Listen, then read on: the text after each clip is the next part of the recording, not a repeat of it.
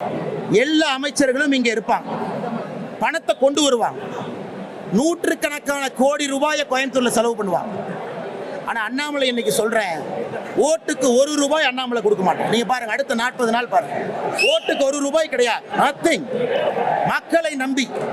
மக்களை நம்பி கோயம்புத்தூர்ல இருந்து மாற்றம் ஆரம்ப என்று நம்பி பத்திரிகை நண்பர்கள் பூத கண்ணாடி போட்டு பாருங்க. பாரதிய ஜனதா கட்சி இந்த முறை எதுவும் செலவு பண்ண போறது. தமிழக வரலாற்றிலே செலவு குறைந்த தேர்தலாக கோயம்புத்தூர் பாராளுமன்ற தொகுதி தேர்தல் இருக்க வேண்டும் என்கின்ற சங்கல்பத்தோடு வேட்பாளராக வந்திருக்கு. தமிழகத்தினுடைய அரசியல் வரலாற்றில் இது போன்ற தேர்தல் செலவு இல்லாமல் ஒரு தேர்தல் நடத்த வேண்டும், மக்களுக்கு உண்மையான ஜனநாயகத்தை காட்ட வேண்டும். நெக்ஸ்ட் மீடியா நண்பர்கள்ட்ட சொல்றது, அடுத்த 40 நாட்கள் என்னுடைய பிரச்சாரத்தை, பாரதிய ஜனதா கட்சியினுடைய பிரச்சாரத்தை கோயம்புத்தூர்ல நீங்க பூத கண்ணாடி போட்டு பார்க்கணும். பாரதிய ஜனதா கட்சி ஏதாச்சும் ஒரு மாடல் கூட வயலேஷன் பண்றாங்களா, பூத கண்ணாடி போட்டு பார்க்கணும். நான் சவால் விடுகின்றேன், எதிர்கட்சி நண்பர்கள் 33 மாதமாக சம்பாதிச்ச ஆயிரக்கணக்கான கோடி ரூபாய் பணத்தை வந்து கொட்டுங்க, எல்லாத்தையும் இறக்குங்க, எல்லா அமைச்சர்களையும் கொண்டு வந்து கேம்ப் போடுங்க, முதலமைச்சரை வந்து தங்க வைங்க. ஆனால் கோயம்புத்தூர் மக்கள் இந்த முறை தமிழக அரசியலுடைய மாற்றத்தை ஜூன் 4ஆம் தேதி கோயம்புத்தூர் பாராளுமன்ற தொகுதியிலிருந்து அதை ஆரம்பிப்பார்கள். அதற்கு நீங்களும் நானும் சாட்சியாக இருப்பேன். நான் ஏதோ பெரிய வேட்பாளர் அப்படிலாம் பார்க்காதீங்கண்ணா.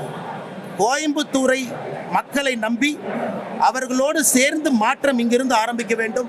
2 ஆண்டுகளில் இந்த மாற்றம் தமிழகம் முழுவதும் எடுத்து செல்ல வேண்டும் என்பதற்காக இங்கே வந்திருக்கக்கூடிய ஒரு சாதாரண நபராக பாருங்க. ஊடகம் பத்திரிகை நம்மளாம் பிடிங்க, முன்னாடியே போய் பாருங்க. ₹1 செலவு பண்ணுவாரா, பண்ண மாட்டார். ₹1 செலவு பண்ணல டீ கூட குடிக்க முடியாது. ₹1 செலவு பண்ணினா டீ கூட குடிக்க முடியாது. குடி தண்ணீர் கூட ₹12 ஒரு பாட்டில், ஒரு ₹12 ஒரு பாட்டில். இன்னைக்கு பிஸ்லரி வாட்டர் குடிக்கணும், இல்லை பெரிய ஆளுங்க பிஸ்லரி வாட்டர் தான் குடிப்பாங்க. ஆனால் ₹12 ₹15 போட்டு தான் விலை வாங்கி தான் குடிப்பாங்க. அதெல்லாம் ஒரு பத்திரிக்கை செய்திக்காக வர்றதை ஒழிய ₹1 கூட செலவு பண்ண முடியாதுன்னு சொல்றதெல்லாம் தவறானது. அரசியல் சூழ்நிலைக்கு ஏற்றவாறு அந்தந்த கட்சி அந்த தகுதிக்கு ஏற்றவாறு செலவு செய்வாங்க, தேர்தல் செலவு. இன்றைக்கு தேர்தல் ஆணையமே சொல்லியிருக்குது, இவ்வளோ செலவு செய்யணும், அந்த நிர்ணயிக்கப்பட்டிருக்குது. அதனால் வந்து தேர்தல் செலவு இருக்குதான் செய்யும். காரில் போகிறோம், டீசல் அடிக்கணும்ல, இப்போ டீசலில் தண்ணியிலே விடும். அப்போ டீசல் அடிக்கிறதுக்கு செலவு பண்ணி தானே ஆகணும். அதை அவர் மறுக்கிறாரா? எல்லாம் வந்து வேணுமெண்டே திட்டமிட்டு உங்களை செய்தி, ஒரு பரபரப்பான செய்தி பத்திரிகையில் ஊடகத்திலையும் போடுவீங்க. நீங்கள் இப்போ அவர் கேட்கல, அவர் சொல்ல கட்டிதாலும் பரபரப்பான செய்தி என்ன கேள்வி கேட்குறீங்க, அதுக்கு இது உதவும். 3 முறை முதல்வராக இருக்கவர் ஓபிஎஸ் ராமநாதபுரத்தில் ஒரு சீட்டுக்காக நிற்கிறாரு. இதை அவரிடம் கேட்க வேண்டிய கேள்வி, என்னிடம் இதை கேட்டால் நான் என்ன பதில் சொல்றது? சேலம் பொதுக்கூட்டத்தில் பிரதமர் பேசும்போது அடுத்த 5 ஆண்டு காலம் தமிழ்நாட்டுக்கு ரொம்ப முக்கியமானது, ஊழலை தடுக்கிறதுல கடுமையான நடவடிக்கை எடுக்கும், பிற அரசியல் கட்சிகளுக்கு மிரட்டல் எடுக்கும் வகையில் பேசியிருக்காங்க. பிற கட்சி கிடையாது, ஆளுகிட்ட கட்சிக்கு தான் சொல்லுங்க. பிற கட்சி ஆளுது, இங்க யார் ஆளுறாங்க? ஒட்டுமொத்த தமிழ் ஆளுகின்ற கட்சி தானே சொல்ல முடியும், ஆளாத கட்சி எப்படி சொல்ல முடியும்? ஆளுகின்ற கட்சி குறிப்பிட்டு சொல்றாங்க.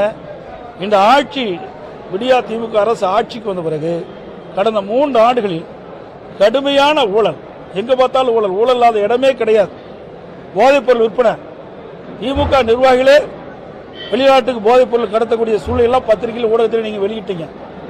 அப்படிப்பட்ட நிலைமையில இன்றைக்கு தமிழ்நாட்டை காப்பாற்றணும்னா நான் ஏற்கனவே சொன்னேன், இந்த தேர்தலில் அண்ணா திமுக வெற்றி பெற்றால் தான் தமிழ்நாட்டை காப்பாற்ற முடியும். நாளைக்கு தினம் திருச்சியில் பிரம்மாண்டமான பொதுக்கூட்டத்தில் அனைத்து இந்திய அண்ணா திராவிட முன்னேற்ற கழக வேட்பாளரை அறிமுகம் செய்து, கூட்டணி கட்சி செயல்பாளரை அறிமுகம் செய்து, கூட்டணி கட்சி தலைவரோடு தேர்தல் பிரச்சாரத்தை நாங்கள் துவங்குகிறோம்.